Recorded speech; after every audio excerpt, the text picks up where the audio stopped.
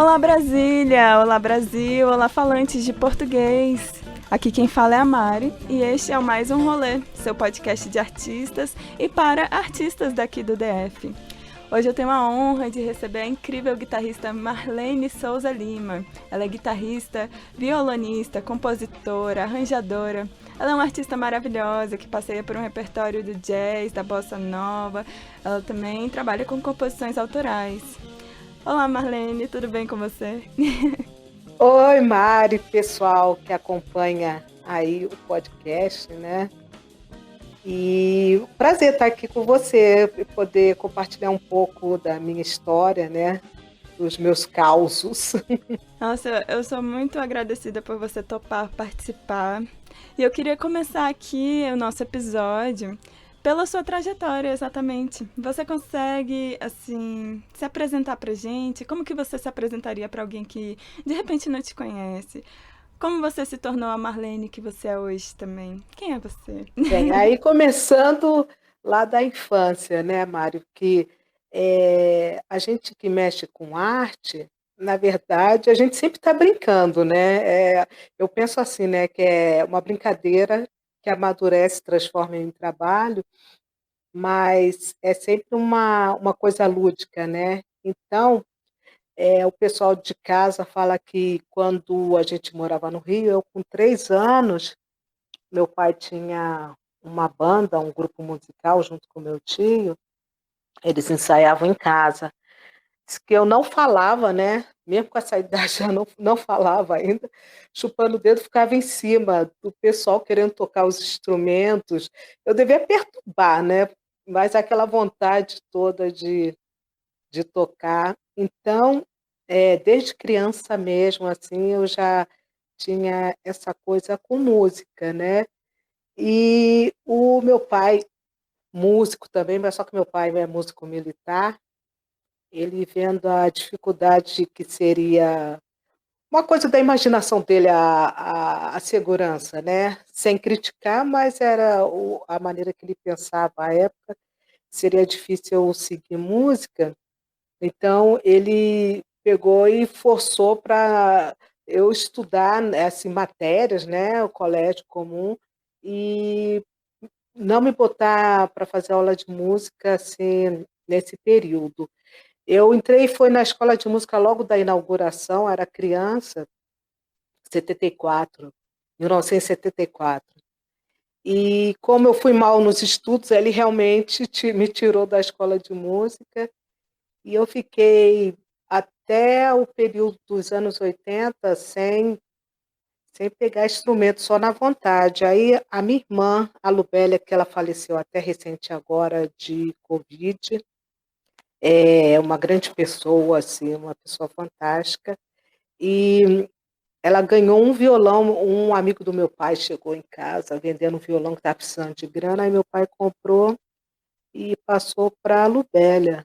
Aí a Lubélia, no colégio, tinha uma colega que estudava no conservatório e dava aula de violão popular para os colegas do colégio a preços populares, bem populares. Aí o que a Lubélia aprendia, ela passava para mim. Aí depois de um tempo eu já comecei a comprar as revistinhas e tal, e já estava passando a Lubélia, né? Aí meu pai falou, não, estou vendo que não tem jeito, não, vou te colocar para estudar com professores, mas ter aula decente, né? Você não ficar aprendendo errado sozinha de revistinha, né? Aí depois desse período, a Lubélia até parou de tocar, ela até perguntava, você não toca mais não, minha irmã, nem um dó maior, um sol maior, um mi menor? Ela, não, não, não toco não, deixou de tocar violão. Aí eu sempre falava para ela que ela aprendeu, na verdade, para me ensinar, né? Que foi assim uma coisa bem bacana. Depois, mais tarde, ela trabalhou na minha produção e tal. E, mas aí, depois desse período que eu comecei a pegar aula com professores, eu estudei com o Frank Carmo, um guitarrista fantástico de Taguatinga, era militar, não, já é reformado da Polícia Militar, colega do meu pai, e mas só que eu peguei com ele, não peguei coisa de guitarra, mesmo ele sendo guitarrista, eu pegava mais era coisa de violão. Depois eu peguei aula com um professor chamado Pincelão, um grande violonista. E depois, em 83, 1983, eu entrei como ouvinte da Escola de Música, fazendo aula com Paulo André. Aí foi muito bacana, que eu peguei leitura, e o corredor da Escola de Música é também bem interessante, porque no corredor a gente aprende muito, que são colegas que ficam tocando diversos estilos, então a gente aprende tanto dentro da sala de aula, como fora, também no corredor, há uma troca de informação muito grande, e também o curso de verão. Aí chegou em 1985, o Paulo André falou, olha, Marlene, chegou um professor que é do GIT, que ele fez curso no GIT, está tocando muito, e seria legal você pegar aula com ele. Aí foi o Nelson Faria, que deu assim, uma abertura de olhos muito grande mesmo, foi uma coisa espetacular, assim, de você entender o que é colocação de acordes, extensão de acordes, escalas, como é que você vai improvisar, dando todo aquele mapeamento. Aí foi muito, muito, muito legal. Nesse período estudando com o Nelson Faria, eu tive a oportunidade de fazer grupos na escola de música com o pessoal que estava estudando lá também, né? Então, um grande grupo assim que foi uma coisa bem bacana, foi um trabalho bem legal para mim, foi o Maracatu Banda.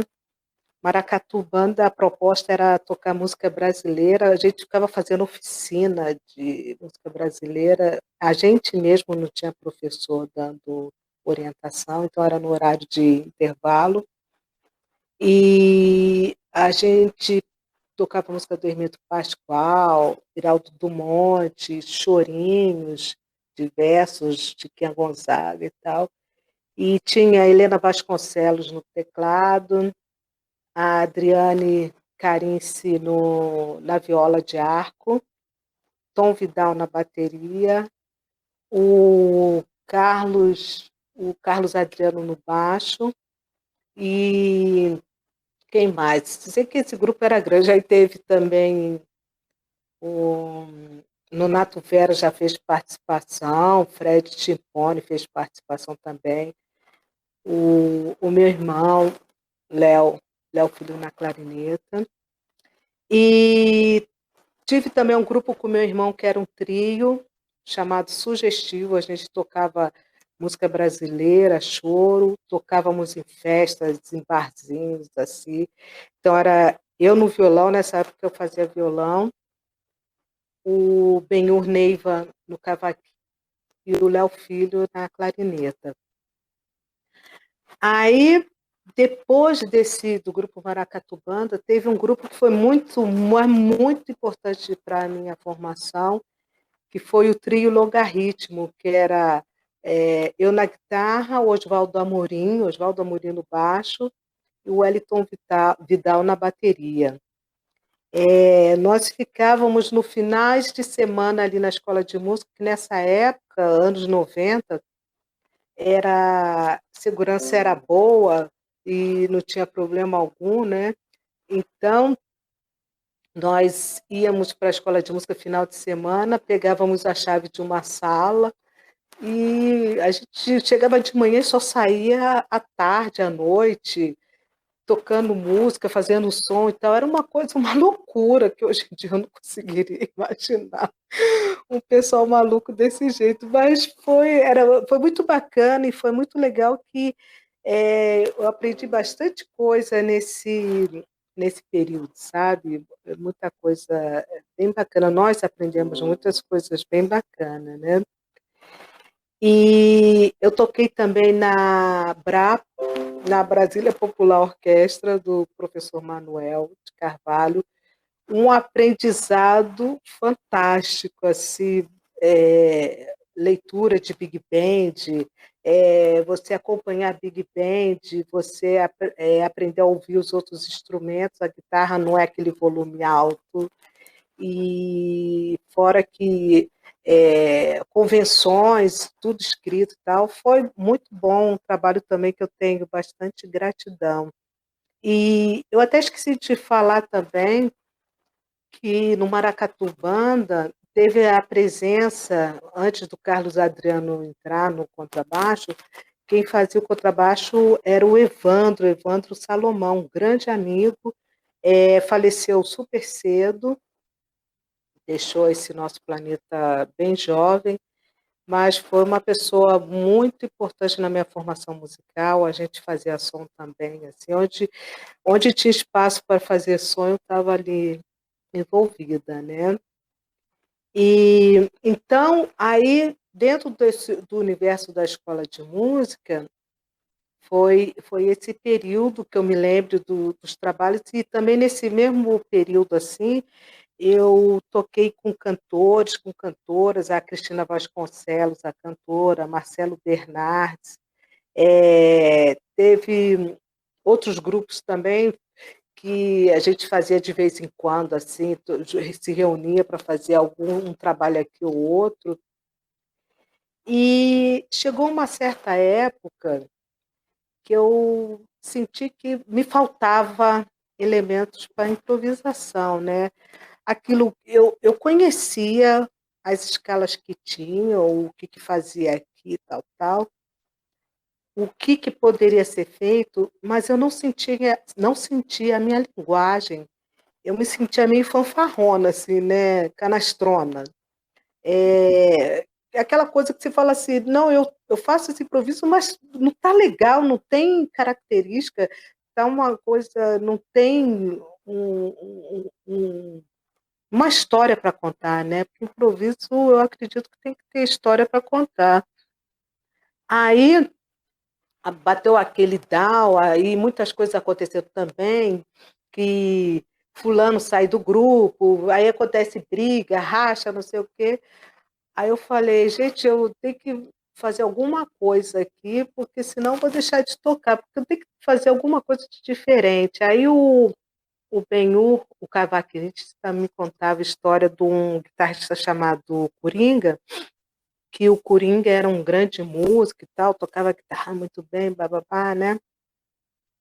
Aí eu entrei em contato com o Coringa, ele me passou, eu liguei para o Benhur, falei, olha, Benhur, eu gostaria de conhecer o Coringa e tal. Ele está morando lá em Caldas Novas e tal.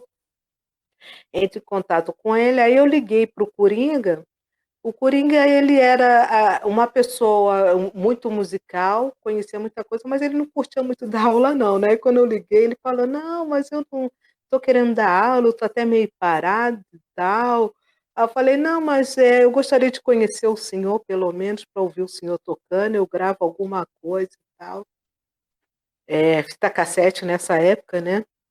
Aí eu fui para Caldas Novas, inclusive que hoje em dia eu acho estranho quando o pessoal reclama de ter aula online, reclama das coisas, tudo coloca empecilho, porque nessa época a gente batalhava pra caramba, a gente para conseguir um material, por exemplo, um material de fita de VHS que tivesse uma videoaula, às vezes um fulano lá que eu nem conhecia tinha comprado, que foi passando, passando, passando, outro gravou, outro gravou, outro gravou. Quando chegava na mão da gente, já estava em preto e branco, toda gasta a fita, mas a gente pegava e curtia e estudava com esse material, né? Então, aí a história do Coringa foi assim, eu fui para Caldas Novas, peguei lá um busão, chegando lá, ele com a esposa tinha uma doceria, era alguma coisa assim, um empório. Aí eu me apresentei, eu falei, eu gostaria de saber alguma coisa. Ele, olha, eu posso ir tocando e você vai perguntando. E foi assim, né? Aí, então, depois desse encontro, eu tive outros encontros com ele também. E da última vez que nos encontramos, a mãe dele residia no Gama, aí ele apareceu no Gama, né, para fazer visita para a mãe dele. Aí ele falou: Marlene, eu estou aqui no Gama, estou em Brasília. Aí, se você quiser vir aqui para ter aula, tomar um cafezinho, mas não vai ser cobrado, não, que agora a gente já é amigo e tal. E foi bem bacana, e depois, não muito tempo, ele faleceu, né? Aí chegou em 94, eu ainda estava meio que naquela. Será que eu sigo, que eu não sigo? Eu fui fazer um histórico da minha vida, eu tive muitos dramas, assim, de parar, querer parar de tocar, muitos dramas, assim, né? Falei, gente, o que que é isso? Quanto drama, né? Aí chegou em 94, eu estava meio que chateada aqui em Brasília e tal. Aí eu fui para os Estados Unidos, foi quando o dólar estava 1 a 1 com o real. Aí tive a oportunidade de ir, mas só que não foi para estudar música, foi para estudar inglês. E foi bem interessante que tinha uma galera brasileira de tudo quanto é lugar do Brasil, que foi também para fazer esse curso. Tinha gente de Brasília, uma amiga muito bacana, que até hoje a gente é amiga, a Janice, que não é musicista. Tinha a galera de São Paulo e tal. Então, chegando lá, eu tive contato com pessoas que não tinham nada a ver com a música, e foi bem interessante, que até então meu convívio era só com a galera da música, né? Só falando música, né?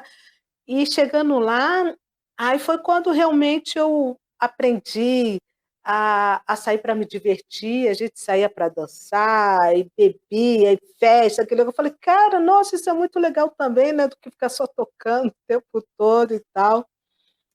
E foi bacana porque assim já criou-se um equilíbrio, né? Porque eu até então era aquela coisa meio que fanática, assim, eu posso falar, como é comigo, eu posso falar que eu era meio fanática com a história da música. E depois desse período eu vi que a gente tem que ter os dois lados. Eu me lembrei até de um workshop que eu fiz antes de sair para os Estados Unidos. Eu fiz um workshop com o guitarrista, o Vitor Biglione. Aí ele tranquilão, sentado lá, mostrava as coisas lá, a escala, e depois falava, gente, vocês têm que curtir a vida também, ir para a praia, de vez em quando sair para dançar. Aí na época eu não entendi, não. Falei, pô, o cara vai dar workshop e fica falando umas coisas dessas, mas depois eu vi a importância que realmente a vida ela é feita de vários, várias nuances, né? Várias situações. E até para a gente se tornar a pessoa que a gente pretende ser, tanto musicalmente ou não, é a vivência que vai nos dar suporte para isso tudo, né? Aí, então, voltando dos Estados Unidos, eu falei, vou mexer com produção e tal. A guitarra ficou meio que de lado, eu fiquei mais com violão. Mas depois eu fui retornando e tal, e foi nesse período do retorno mesmo que eu comecei a fazer o trabalho mais voltado para o trio Marlene Souza Lima Trio ou quarteto. Aí teve mais uma situação lá, isso daí foi por conta de drama pessoal, né? Separação. Aí eu fiquei chateada, aquele negócio todo, aí larguei música. Mais uma vez, isso daí foi o quê? 2003. É. Aí eu ficava dando aula, eu fiquei bem assim, relapsa mesmo, né? Dava aula, mas para iniciante, aquele negócio todo, tal, tal. Aí um dia, um dia não, uma noite eu conversando com o Oswaldo Amorim, eu falei, eu vou dar uma canja lá onde que você está tocando, estou tocando lá em tal lugar, não sei o que, papapá. Aí eu peguei um violão lá, sem vergonha que eu estava na época, né, com ele, aí levei e fui dar uma canja. Aí, mas foi uma canja tão horrível, mas tão horrível, que eu falei, gente, eu quero seguir. Aí agora essa daí foi decisiva, essa foi a decisiva que eu falei. Eu quero seguir música ou não, porque esse aqui vai ser o ponto. Porque até então, antes, o pessoal me via, o pessoal da música, Marlene, oi, tudo bem? Marlene, tal, tal. Eu cheguei, que ninguém mais sabia quem eu era, né? E a minha canja foi horrível, eu toquei super mal, foi péssimo, né? Muito péssimo mesmo. Aí Aí eu conversei, dessa vez eu conversei bem seriamente comigo, falei, olha, agora tem que ser uma decisão mesmo para valer, ou você segue ou você para, você tem isso aí nas suas mãos, né? Aí eu falei, não, vou seguir. Aí realmente eu voltei a estudar bastante, assim, né? Sem deixar o outro lado da noite e tudo mais, mas eu estudei bastante para retornar e tal. Aí, em 2006, eu dei um contrato temporário na escola de música, foi bacana. Vi uma garotada muito legal tocando, mas aí eu já estava mais afiada. E em 2008, aí eu montei um trabalho para pensando na gravação do meu CD.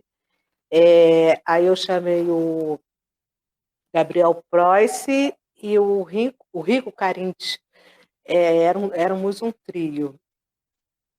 E foi bem bacana que aí as composições que estão no CD foram amadurecendo. Aí depois, na hora de gravar mesmo, o Gabriel ele se mudou, alguma coisa assim, o Rico também não pôde fazer, mas aí eu gravei com uma galera legal, o Oswaldo Amorim, o Tom Vidal, Paulo Marx, quem mais que tem ali? O Léo Barbosa na percussão.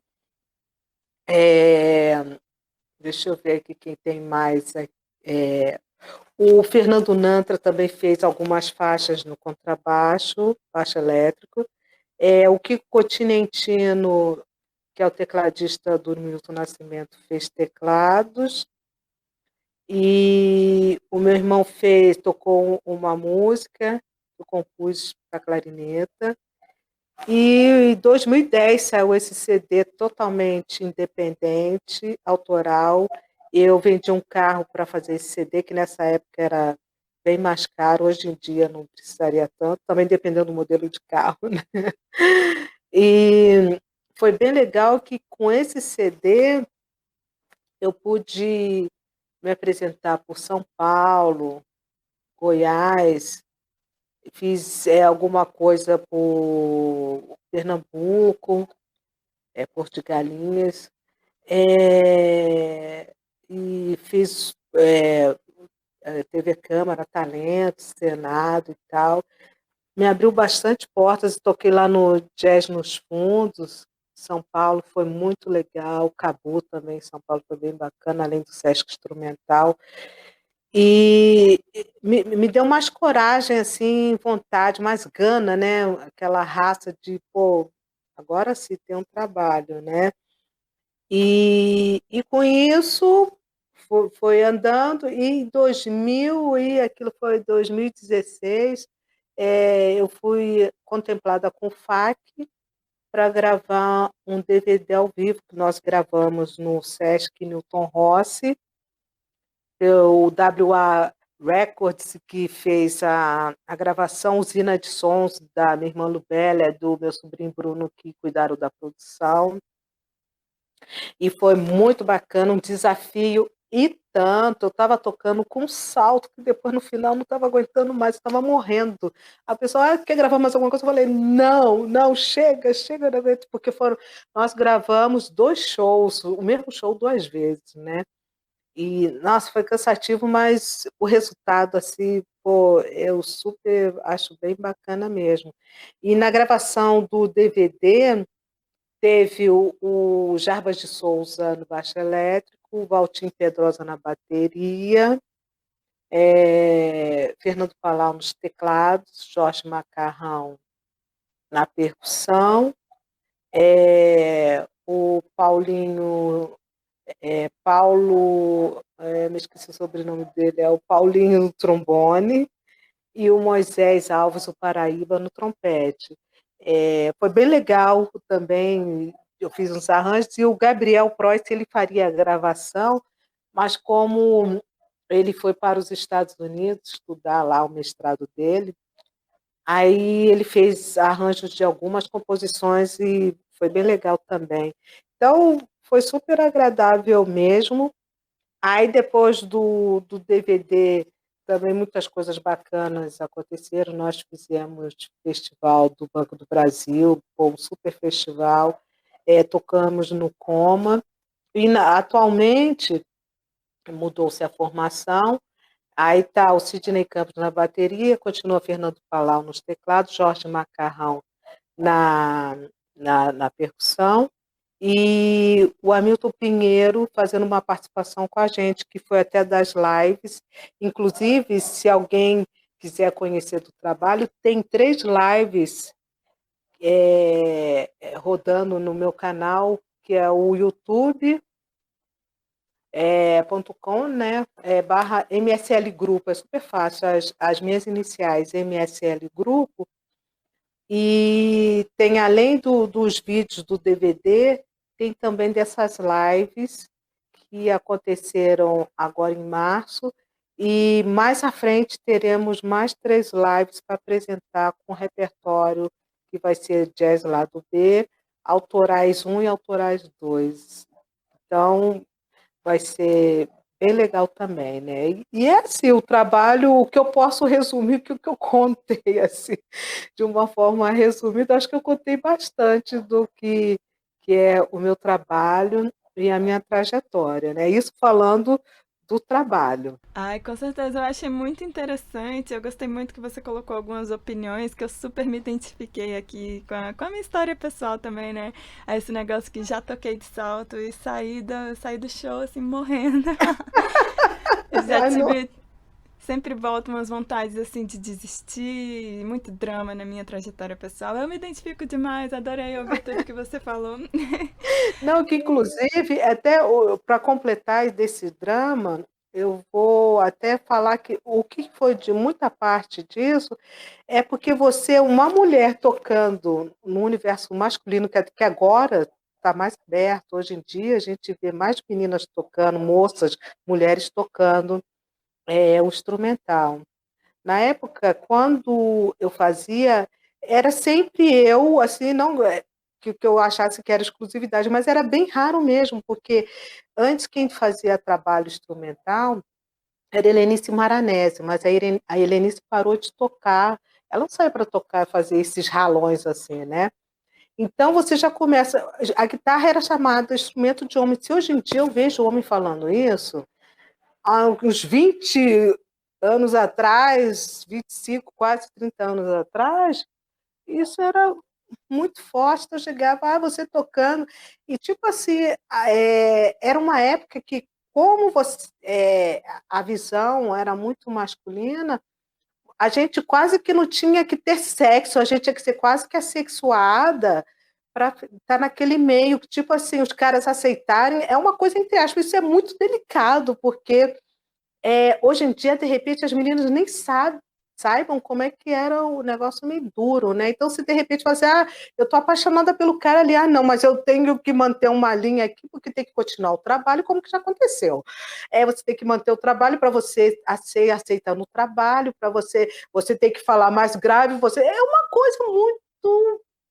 coisa muito forte mesmo, né?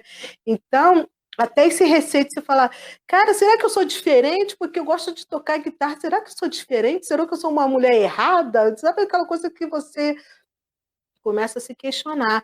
E depois, com o passar do tempo, você fala assim, não, gente, não tem instrumento de homem e de mulher, tem instrumento musical, entendeu? Porque em casa, a gente nunca teve essa postura em casa. Em casa sempre foi muito aberto. Meu pai falava assim, se vocês quiserem fazer tal coisa, vocês têm que estudar, tem que apresentar bem feito. Então, você quer ser engenheira, vai ser engenheira. Você quer ser advogado, vai, entendeu? Quer tocar guitarra, vai tocar, mas vai fazer bem feito.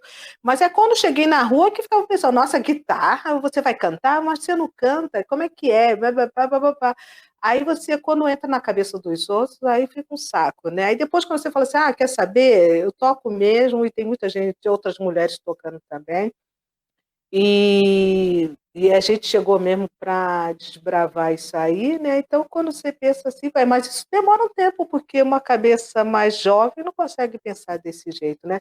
Você tem que passar muito tempo assim para chegar num ponto e se resolver, né? O tempo é muito decisivo, né, nesse processo de desbravar a desconstrução do que soa óbvio para as pessoas, né? Por exemplo, isso que você falou sobre se sentir não você sente o dever de se assexualizar, né, para não ser deslegitimada. Hoje em dia, para mim, por exemplo, eu sinto que acontece, na verdade, uma coisa contrária. Algumas mulheres instrumentistas são muito sexualizadas e aí fica nessa coisa de ser uma mulher que obedece a um padrão de beleza Uhum. e ela não é enxergada como uma profissional, como uma compositora. Ela é uma mulher que o cara vai querer dar em cima e por isso que ela faz sucesso.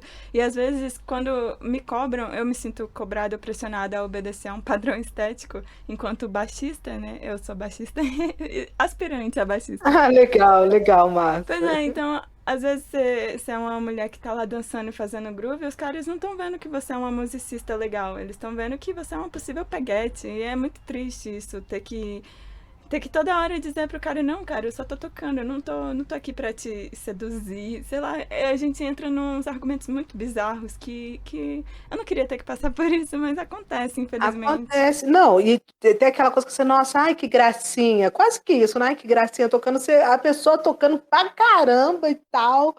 E fica essa coisa, e às vezes dá até aquela comparação, toca mais do que muitos marmanjos.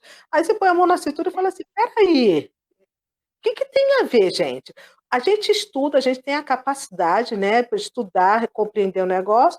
Depois o cara lá, um outro cara que não tem nada. Olha, o negócio é tão ridículo que até justificar não é aceitável, gente. Não é aceitável, sabe? Então, e hoje em dia, Mari, você é mais nova, você já pegou um negócio bem mais arrumadinho, mais aprumado. Teve uma época que o negócio era bem pesado, bem puxado mesmo, né? Então, até eu vejo os rapazes hoje em dia, esses mais novos, eles têm um olhar diferente de quando eram jovens da minha época. Eram poucos que realmente respeitavam o trabalho feminino da mulher na banda, né? E tinha muitos que chegavam, tipo assim, quase que virava a cabeça, aqueles mais antigos. Nossa Senhora, o que é isso? Então, o que é bacana hoje em dia é que são muitos exemplos, tem muitas mulheres tocando. Então, não tem essa história, por mais que, é como você falou, que os caras ficam olhando, lá, mais uma peguete, ou não sei o quê, porque está fazendo groove, e já está achando que isso, aquilo outro, que eu sei que rola isso, mas pelo menos tem aquele outro grupo que fala assim, não, tá tocando pra caramba, nossa, toca bem, e vai elogiar, vai pegar aula, entendeu? E na boa, assim, não tem essa É.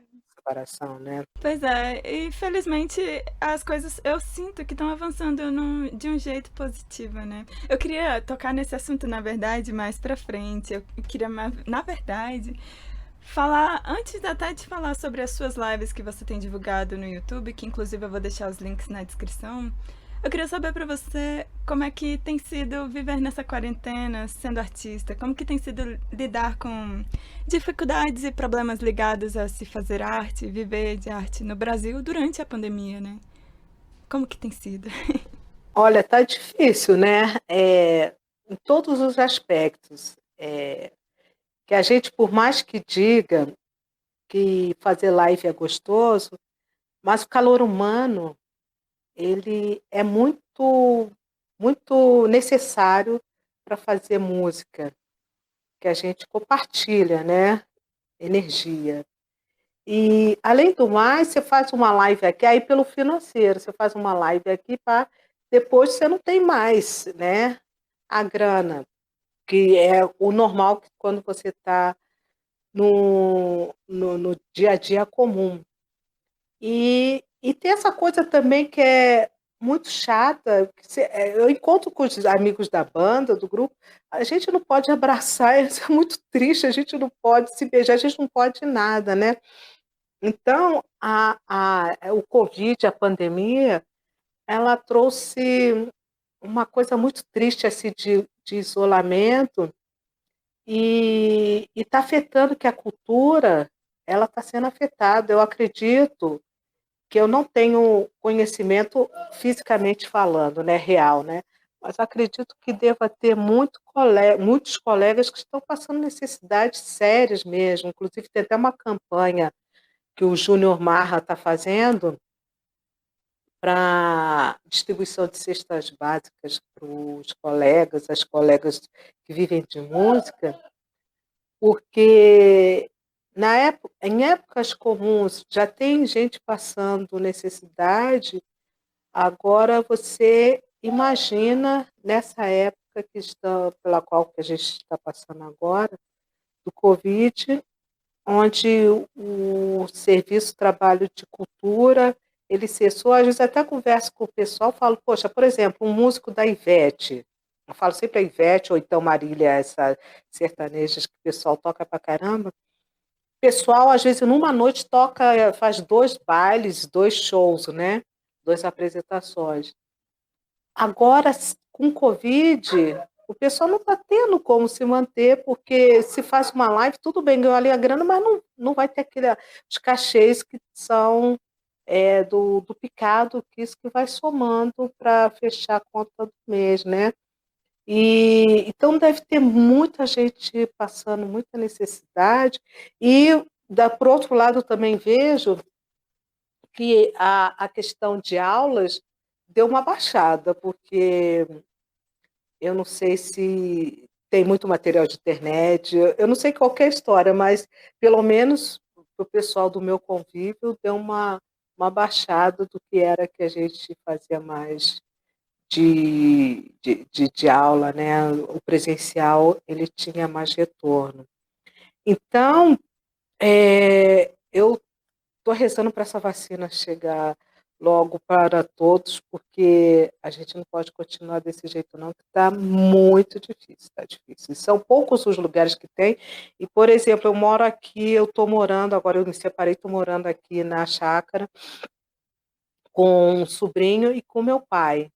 Meu pai tem 83 anos, eu não posso sair porque é, pode, mesmo ele estando vacinado, mas se ele pegar, estando vacinado, se eu pegar, aí é um risco maior. E como eu perdi 2 pessoas da família, eu estou super cuidadosa com o tal do Covid, né? Então, é assim, Mário, o negócio está complicado, complicadíssimo. Realmente, Covid, inimigo do músico aí. Como que surgiu a ideia de produzir esse último trabalho, que foi a sua série de lives? Da onde que veio A essa... live? Aham. Bem, o FAC de 2018, a gente foi contemplado para a circulação. Seria a circulação do DVD, né? E aí a gente faria essa circulação e no segundo semestre faríamos a comemoração dos meus 35 anos de carreira na música, né? Aí veio o Covid, aí a minha irmã falecida, a Lubela, aí nós tivemos a ideia de transformar, seriam 6 shows, transformar em 6 lives, e como live apresentar um show só, não teria cabimento, né? Então, aproveitamos para transformar essas lives como a comemoração dos 35 anos de carreira, e sendo assim, eu ia tocar repertórios, não só os meus, mas também repertório de outros compositores, compositoras que influenciaram na minha carreira musical. Então, a primeira live foi Bossa Nova Lado A. Eu chamei de Lado A, são as bossas que eu costumo tocar sempre, quando vou tocar na noite, papapá. A segunda live foram as bossas que eu denominei Lado B, porque mesmo sendo músicas conhecidas, mas algumas delas eu não costumo tocar na noite. Então, aí tinha Chover na Roseira, Eu e a Brisa, músicas belíssimas, que eu não tenho costume de tocar, mas que eu acho bonitas e aproveitei para colocar. E a terceira foi do jazz conhecidos, então os standards conhecidos, né? E aconteceu do falecimento da minha irmã, que também é produtora, era produtora, e do meu sobrinho também da produção. Então a gente deu um tempo, até porque envolve parte legal, o projeto estava no nome da produtora, então tem outras coisas também que envolve isso. Então, aí a gente está resolvendo, dando tempo também até para eu respirar esse falecimento, né?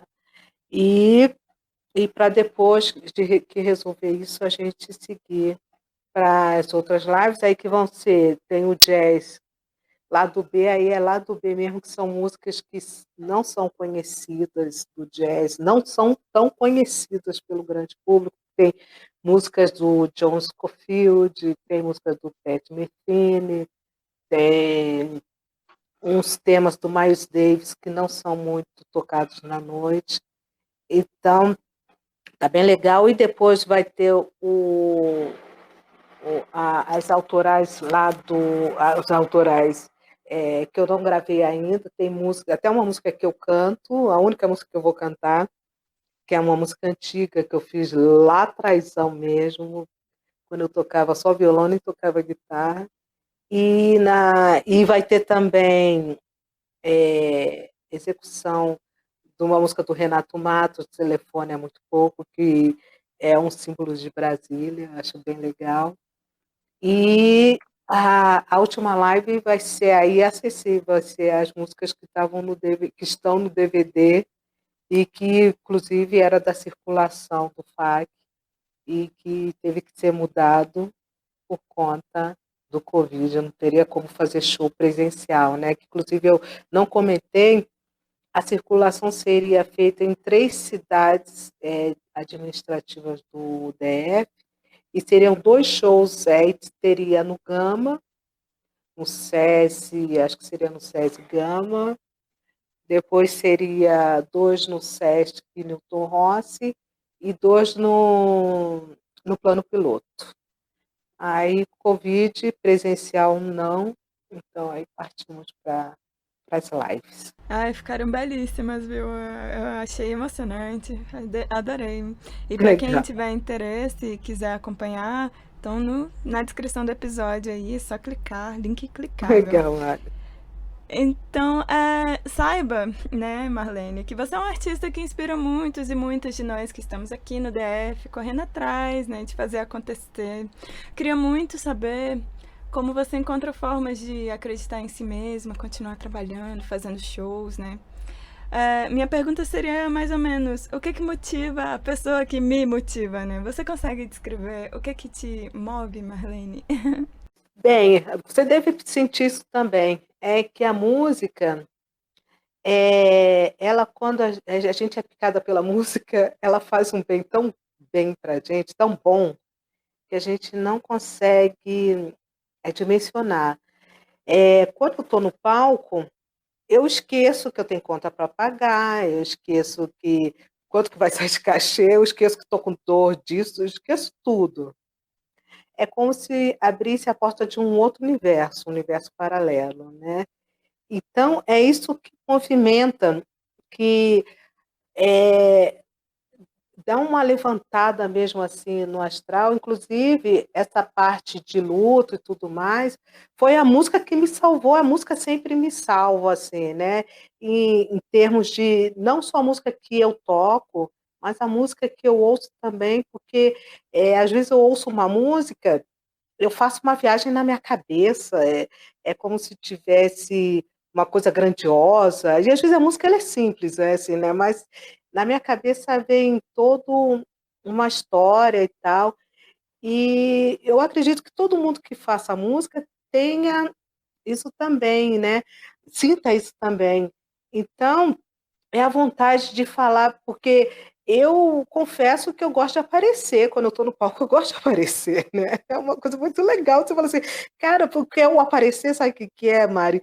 Você fala assim, nossa, eu me lembro que eu estava estudando essa música e agora eu estou tocando essa música, isso é tão legal, eu estou tocando essa música, é muito legal, não é bacana? Você fala assim, gente, eu estou tocando, dá uma alegria muito grande.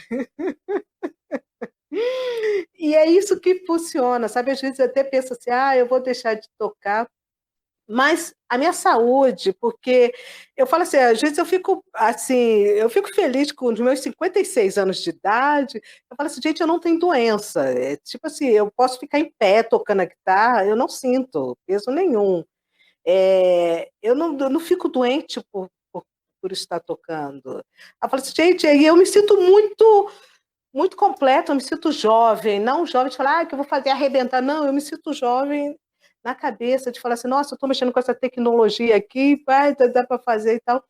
Eu me sinto muito bem com a música, e aí é a música que me dá isso. Se eu não faço música, eu já tive época de estar em relacionamento abusivo, e que, de repente, eu estava largando a música, né? Fazendo menos música.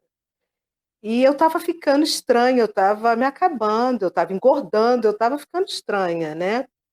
Então, a música, eu preciso da música.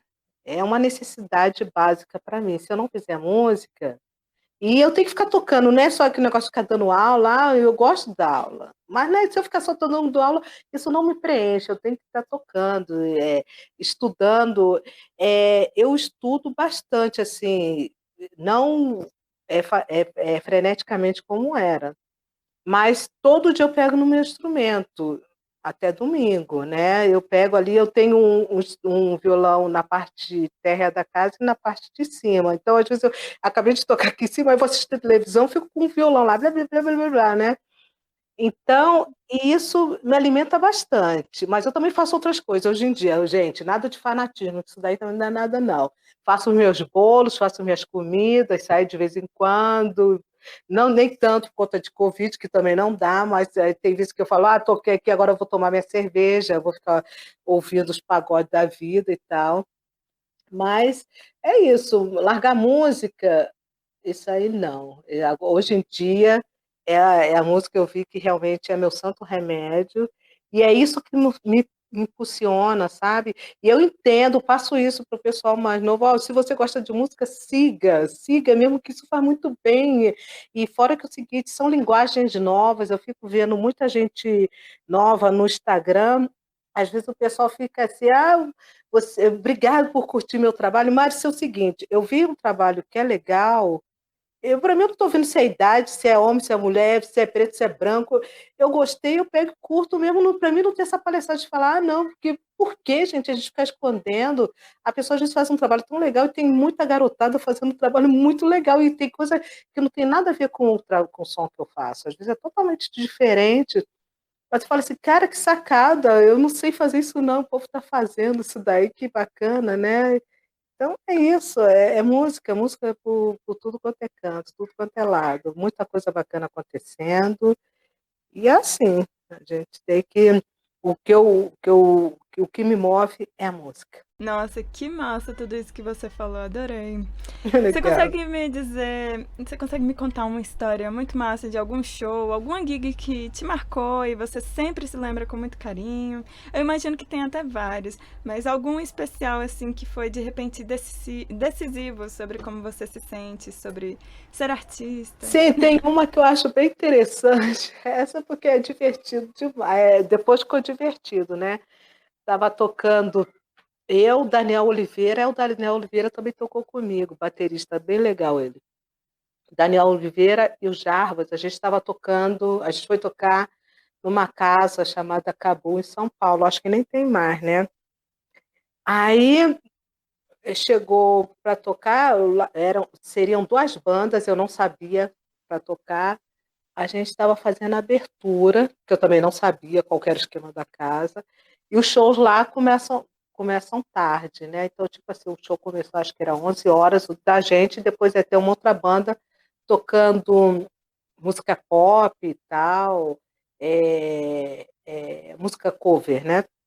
Aí, tá, então começamos a tocar e o produtor falou, tá, vocês vão tocar a primeira bloco e o segundo bloco e tal. Aí começamos o primeiro bloco, eu não conhecia a casa, não conhecia o pessoal, o público, aí começamos a tocar um repertório mais de leve, né? As músicas, as bossas que eu tenho, que era o repertório autoral, vá. Aí chegou lá pelas tantas, aí o carinha virou e falou assim, o produtor, olha, vocês não precisam, vocês tocam só mais uma música no segundo bloco, vocês vão tocar só mais uma música, depois não precisa tocar mais não, porque a outra banda vai entrar. Eu falei, não precisa não, é porque tá assim, né, tá morno, né, tá leve, tipo assim, tá xoxo, era a palavra que ele queria falar, né.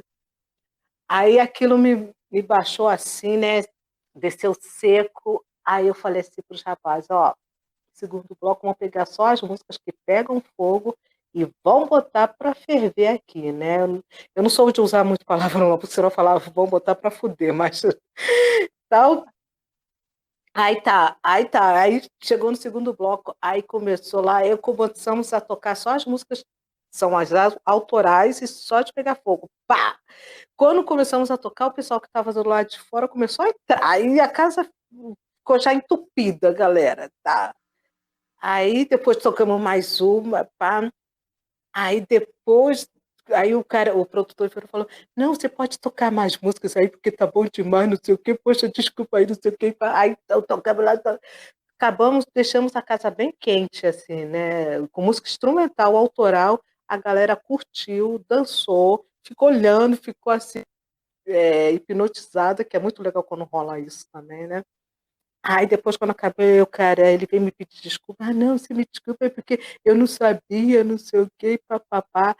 Eu pensei comigo: "Nossa, foi uma grande realização", porque você conseguir levantar uma galera com música autoral, instrumental. Aí eu falei e ainda esfreguei na cara dele: "Você tá pensando que é só musiquinha levinha? Agora você vai ver o que que vai ter aqui, música pesada". Foi massa demais. Essa história para mim foi, assim, realmente ilustra, foi a coisa que eu falei assim: "Agora dá pra gente fazer qualquer coisa com instrumental autoral que a gente consegue". Tem rolado, tem acontecido isso, sabe, o pessoal não conhece o trabalho, pensa que vai ser uma coisa, quando vê pegando fogo, as pessoas ficam impactadas, assim, é muito legal, é muito bacana mesmo, é um presente, assim, mesmo. Aí nesse momento eu falo assim: "Nossa, eu fico muito grata mesmo pela música", e eu fico muito feliz, aí eu viajo, aí eu fico muito feliz. Entrando nesse assunto, né, de música instrumental, assim, que pega fogo, eu queria te perguntar qual que é a história por trás da sua música Coringa Ai, eu esqueci aqui. É Coringa Coringa de de... Ouros. Coringa de Ouros, eu tava com Coringa de Fogo aqui na minha mente, eu confundi por um minuto. É uma música muito linda, muito movimentada. Eu queria saber como que surgiu esse conceito, o que que você pensa por trás dessa ideia do Coringa de Ouros? Então, Coringa de Ouros foi feita em homenagem ao meu professor Coringa, né. Eu até falo nas apresentações que quem é do carteado sabe que Coringa não tem naipes, mas o Coringa, o meu professor é de Ouros, né. E eu pensei porque quando eu começo a compor, eu deixo a música vir, ela às vezes vem aí chegou que ela foi composta para violão, assim, então veio um ritmo que é meio um galope, e a melodia ficando na ponta do acorde, né. Então, a música ela foi se fazendo, assim, ela foi se falando, assim, eu não tive que às vezes eu vou compor, eu coloco um dedo, faço assim, não, eu coloco, dou uma opinião e tudo mais. A Coringa ela foi indo, assim, por ela mesma, né. Então é isso, como o Coringa ele tinha a coisa, ele trabalhava muito com quartas, né.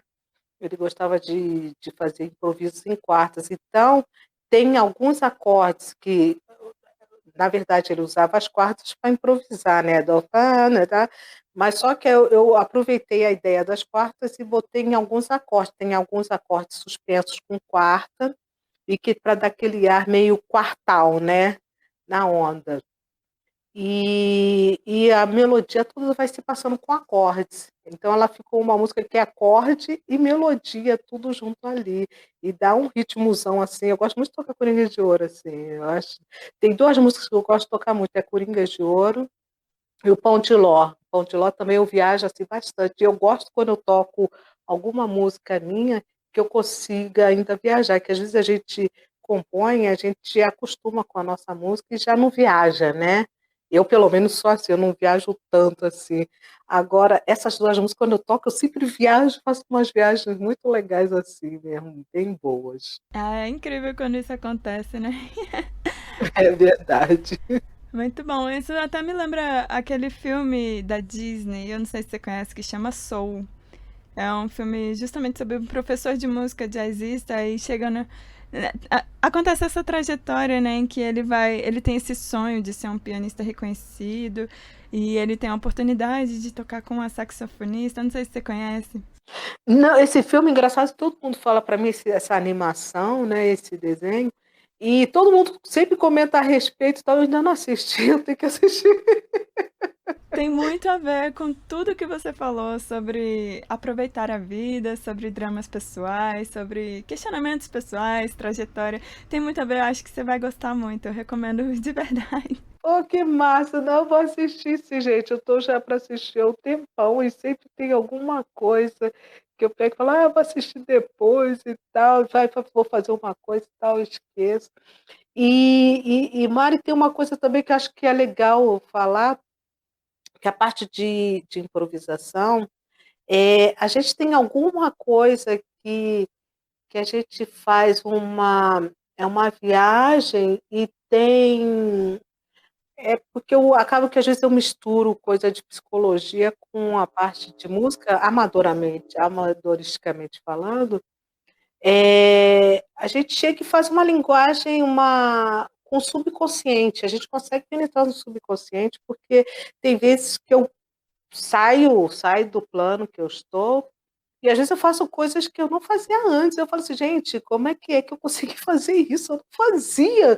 De onde que veio essa ideia? Eu falei, cara, só pode ser porque realmente eu entrei lá no meu subconsciente. Aí eu falo, quem é católico foi para o caminho dos anjos, quem é evangélico foi o Espírito Santo, quem é de Umbanda recebeu o santo, e eu, como já não sou religiosa, eu já falo que eu fui o subconsciente que faz essa viagem, porque agora também a gente tem que ter uma entrega muito grande. É quando a gente tem uma entrega grande e tá a banda, todo mundo, né, no mesmo dar certo, aquela mesma vontade de dar certo, eu já senti altas viagens assim psicodélicas e caretona assim mesmo, só tocando, né? E é uma coisa que a só música, né? E aí por isso que eu falo, é viciante por conta dessa história também, né? Nossa, isso é muito interessante. Eu acho sensacional essas descrições assim dessa viagem que você sente que você vai para outra dimensão mesmo, né? Tem uma consciência de si mesma diferenciada, é muito bom. Eu também sou meio viciada nesse momento. Eu queria agora mudar um pouquinho mais de assunto, né? Eu queria voltar naquele papo nosso sobre as vivências particulares da mulher no meio musical. É, então, tendo em vista essa sociedade que a gente vive, que não acha meio automático associar mulheres a esse lugar de musicista, instrumentista, compositora, aí eu quero te perguntar, como é que tem sido se afirmar como guitarrista? Você, como que você lida com situações em que você precisa definir limites no momento de interagir com homens que geralmente te estimam menos ou te fazem passar por situações que você não vê eles causando com outros colegas homens de trabalho? Como é para você? Não, isso aí é sempre uma história, né? E no meu caso, ainda mulher negra tocando guitarra. Outro dia tinha uma discussão não, alguém colocou uma postagem falando, a postagem é o seguinte, em Brasília não tem guitarrista negro, ainda botou negro, não tinha nem negro, negro de expressão. É, de expressão ou então alguma coisa assim, eu não consigo lembrar bem a palavra, mas era quase falando isso. Aí o pessoal falou, o quê? Não, aí teve gente que foi me defender, teve gente que botou o Marcelo Barbosa, que é um monstro na guitarra, né? E então você vê que a pessoa já colocou uma questão que já não estava vendo negro, nem homem, agora você imagina a mulher vendo como instrumentista. Então, essa parte a gente sempre tem que se reafirmar, né? O caso é porque eu sempre fui meio Mônica, né, dos quadrinhos, né? Quando eu precisava botar o meu ponto de vista, eu meio que brigava, assim, né? Não, isso aqui isso aqui, eu quero assim, tal, tal. Então, às vezes, e eu fechava a cara. Então, às vezes, o pessoal falava, não, porque a Marlene é brava, porque a nossa dificuldade é que quando a gente luta pelos nossos direitos, é que a gente é brava, ou então que a gente é difícil, né? Eles falam assim, não, porque a Marlene é difícil. Eu já ouvi isso, entendeu? Porque eu não aceito certo tipo de coisa. eu tenho certeza do que eu quero, então tratar desse jeito. Agora, quando é um homem, é falar assim, não, porque fulano é capacitado, né? Mesmo não sendo, é chamado de capacitado porque luta pelo que quer e tal, né? Então, eu sempre tive que provar o que eu estava fazendo, eu tinha certeza do que eu estava fazendo. O que eu queria falar, independente, é o seguinte, você conhece o baixista Abraham Laboriel? Não, não conheço. Uma vez assistindo uma entrevista dele, que ele dá aula numa dessas faculdades norte-americanas e tal, e ele é um astral, um negro forte, assim, ele é muito astral, toca com um sorriso nos lábios, dançando, é muito show de bola.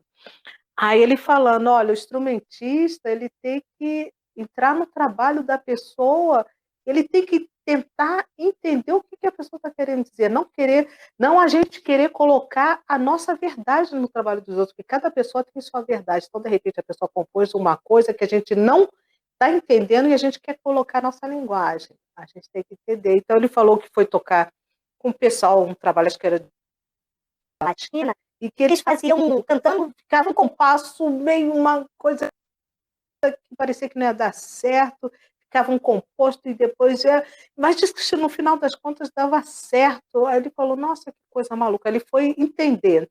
Quando ele entendeu, ele falou, nossa, ele ficou agradecido. Se ele fosse botar a característica dele, ele ia acabar com o trabalho dos outros, né?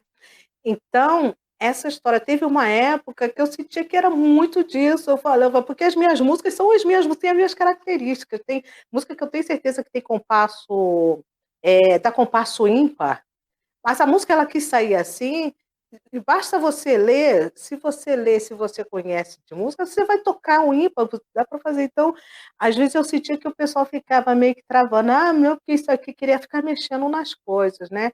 Então, a gente, como mulher, a gente tem que estar sempre reafirmando isso, tem que estar falando, não, porque esse trabalho é assim assado e tal, tal. Outro dia, aconteceu uma história que eu fiquei chocada. Eu falei, cara, eu não pensei que fosse acontecer isso, mas no Instagram tem uma pessoa, um guitarrista negro, tem que botar negro que você vai saber o que eu estou falando, que eu conheci em São Paulo, e aí, mas a gente não tem intimidade. A gente fez um som e tal. Aí ele botou uma postagem, já pensou se ele ouve, né? Mas é bom para ele sacar que é dele mesmo. Ele fez uma postagem falando, onde estão os guitarristas pretos da música pop, que não tem, não sei o quê, papapá. Eu comentei, nossa, é mesmo, aquela coisa que a gente comenta, que acontece essas coisas mesmo, tal, tal. Aí ele foi conversar comigo no privado, ele botou, e aí, pretona, quais são os guitarristas que você conhece, né? Aí eu falei, eu sou negra, mas eu não sou íntima dele. Ele me chamar de pretona. Se fosse uma branca, ele ia chamar, e aí, brancona? Se fosse homem, eu ia falar, e pretão? Aí eu falei, fulano. Aí eu levei um choque, tal. Aí eu botei os nomes, ele, mas eu queria as manas pretas. Aí eu botei o nome das pessoas lá, das meninas que eu conheço. Eu falei, fulano, seguinte, eu acho que antes de tudo é o respeito. Eu sei que seu nome é tal, eu te chamo pelo nome tal. Inclusive, se eu for falar a respeito do seu trabalho, eu falo que você é o fulano de tal, que tem um trabalho muito bacana. Não vou falar que é aquele negão que toca pra caralho, entendeu? Então, é falta de respeito isso. São coisas que as pessoas, às vezes, elas confundem a naturalidade das coisas com a falta de respeito. Eu tenho meu nome Marlene, eu sou uma mulher negra, eu sou uma mulher negra de respeito. Eu não sou uma pretona que é da família dele, entendeu? Aí eu falei para ele, você sacou? Aí ele pegou, deu aqueles kkkk e sacou. Eu falei, eu acho que não sacou não, né? Então, quer dizer, eu achei uma falta de respeito, que eu sou uma guitarrista, entendeu? Eu sou uma musicista. Então, é uma falta de respeito total. Eu achei isso, eu falei assim, cara, fiquei chocada. Fiquei chocada. Até hoje, quando eu falo essa história, eu fiquei chocada. Eu acho que foi ridículo.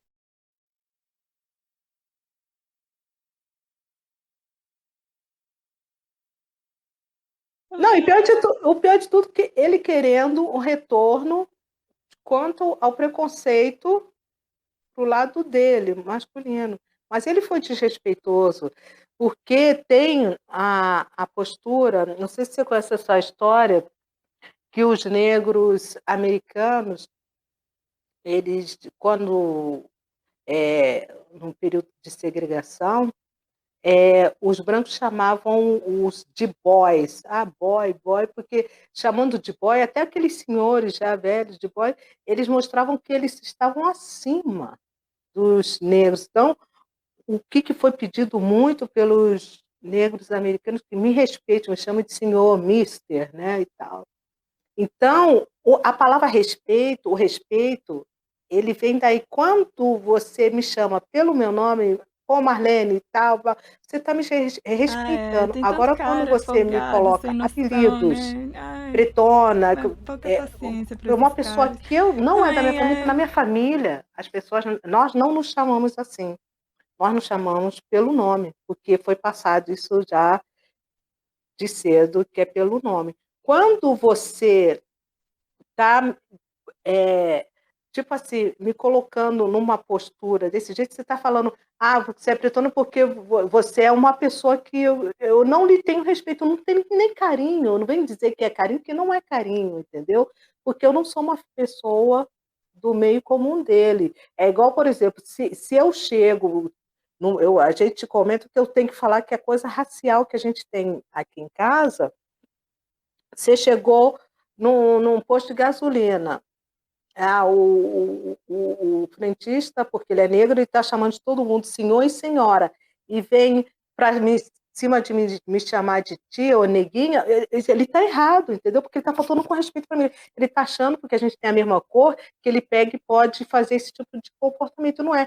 Todo mundo merece seu respeito. Se eu vejo um senhor no comércio, um senhor, um lixeiro, outro dia eu fui jogar uns lixos ali no lixeiro, no SLU, e eu fiquei muito satisfeita com uns senhores muito simpáticos, educados, eu agradeci muito. Os senhores são senhores de respeito, são senhores, eles podem trabalhar no SLU, recolhendo, mas são senhores, são senhoras, são pessoas que merecem um respeito. Ai, neguinha, mas isso é horrível, é ridículo, gente, entendeu? Aí, isso daí passa a falta de respeito.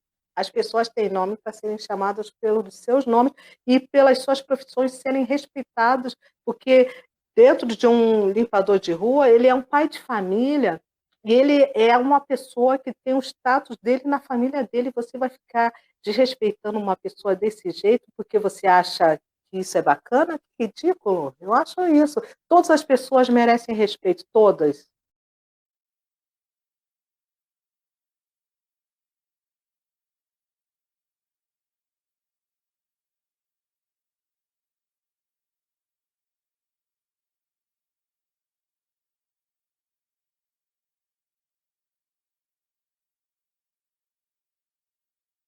Nossa, Maria, amei.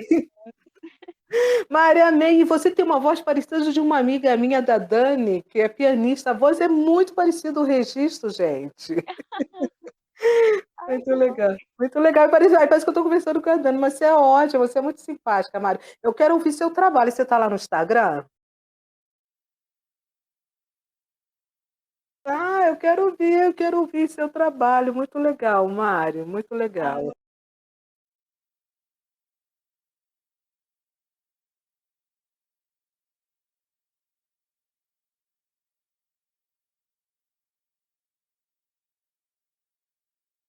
mas é isso aí. Legal, legal. Muito, muito forte isso, né? É uma mensagem que mais do que nunca precisa ser reforçada. Respeito geral e universal, assim. Muito importante. Muito obrigada por falar tudo isso.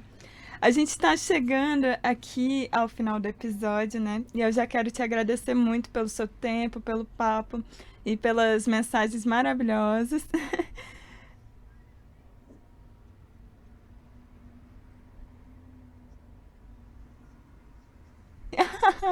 Ai, Obrigada. que bom. Então, antes de tudo, aproveitando esse momento triste do Covid, Gente, Tô o no negócio é Instagram, sério, é sim. muito Eu sério te mando os mesmo. Eu links. perdi 2 entes queridos e o meu sobrinho tinha Ah, 25 anos, obrigada. muito Não triste. cria Minha irmã expectativas, não, que estava eu sou com estudante ainda, 59, eu não sou nova muito, também, assim, muito e é proficiente, sério, assim, no muito baixo sério elétrico. mesmo. Eu tô Então pegando vamos agora pra nos poder cuidar, se não acompanhar minha for banda de indie por você, rock. pelos seus Mas é isso parentes, aí, porque tô uma vez que nesses pegue um, estudos. E eu vai te agradeço passando mesmo demais por legal. conversar comigo A e outra poder coisa que contar eu para acho que mais é bem pessoas a sua interessante fazer, história, que o vira seu e jeito mexe de eu vejo enxergar o mundo, suas essas trajetórias e poder inspirar mais discussões, pessoas. né, E aí eu nas queria redes que este sociais, aqui fosse o porque música é momento da assim, mensagem música é final, assado e que você tal, falasse um porque recado o para a funk galera que carioca, você acha que porque o precisa rock ser não sei o que lá, o dito, que sertanejo. você finalize aqui com Eu uma não sou, a conclusão gente não é que obrigada a você gostar sente de que tudo todo quanto é mundo precisa música. Por saber exemplo, o sertanejo eu não dessa costumo ouvir, mensagem, porque uma informação realmente não legal tem a para ver comigo, o e às pessoal. vezes até A eu palavra é não ouço sua. porque o ouvido está acostumado a tirar muita música, então às vezes eu ouço e pego rápido, e depois quando eu vou tocar eu fico fazendo coisas do que eu vi, né? É até um perigo. Mas tipo assim, gente, o mesmo amor que eu tenho por fazer o jazz, tem músico e musicistas que gostam de fazer o sertanejo. A alma vai longe quando toca o sertanejo, a alma vai longe quando faz o funk carioca, fora que o funk carioca é uma música que é democrática, qualquer pessoa da periferia do Rio de Janeiro paga um troquinho para dançar no baile lá, que vão vários artistas lá e tudo mais, né? E então, respeitar a música dos outros, não gosta, não ouça, mas não fica essa discussão, essa picuinha, que estamos todos nós, todas, no mesmo barco, né? Todo mundo querendo curtir essa coisa bacana que é a música e também ganhar dinheiro com a música. A gente tem que ganhar dinheiro com música, ganhar com dinheiro com a nossa profissão. Então, é um respeitar. E eu me lembro de um episódio que, uma época, eu não pensava assim. Teve uma época atrás que eu ficava metendo no pau, né, na música assim, música assada, tal, tal, tal, criticando, me achando a bala, né? E assisti uma reportagem de uma criança com autismo, que quando ela ouvia a música do Chitãozinho e Chororó, ela se transformava em outra pessoa, ela ficava muito bem, assim, ela viajava com a música. Aí que eu falei, cara, nossa, que banho, eu levei uma surra, né? Então, a questão que eu gostaria de falar com a galera nova, principalmente, apesar que eu já vi gente também já de idade falando isso, mas a galera nova, que a gente se respeite, somos colegas de trabalho, de profissão, é legal a gente se respeitar. E a outra questão que eu não falar, porque antigamente que tinha música boa, tal, tal, se a gente movimentar um pouco as redes sociais, sociais no Instagram, o YouTube, o SoundCloud, o Spotify, a gente vai encontrar trabalhos excelentes de gente que está aí ralando, fazendo coisa bacana, e às vezes pela nossa preguiça, pelo nosso modismo, a gente acha que são sempre os mesmos de lá de trás que a gente ouviu, e que às vezes foi até um massificado de uma multinacional, né? Se a gente tiver um pouco de paciência, a gente encontra trabalhos excelentes, gente fazendo trabalho maravilhosos, e a gente ainda dá uma força, que escutando lá no Spotify está dando força, for lá no YouTube, lá no canal dá uma força também. Então, essa coisa assim, ó, essas são minhas palavras finais, Mari. Ó, eu amei, adorei, tá?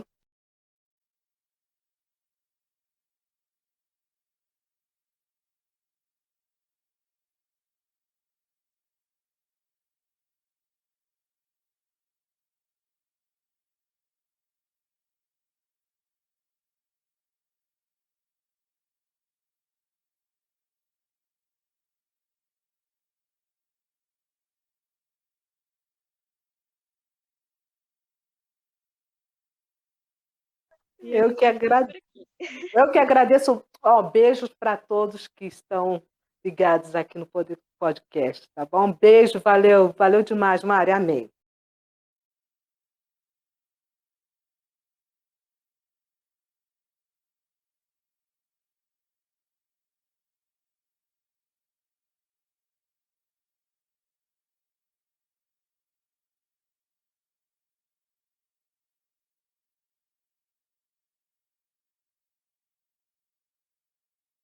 Ai, eu também, adorei também. Muito obrigada, Marlene. Eu agradeço também aqui aos nossos ouvintes que acompanham o nosso trabalho. E quero agradecer aos apoiadores do podcast que estão contribuindo com a nossa audiência. Apoie você também para poder fazer parte do nosso grupo da Quarta Sincera, de episódios exclusivos para os apoiadores. E quero agradecer ao Hélio Santana, nosso editor aqui também, a Ara Filmes, apoio de produção. E é isso, Marlene. Muito obrigada a você mais uma vez. E a gente vai ficando por aqui.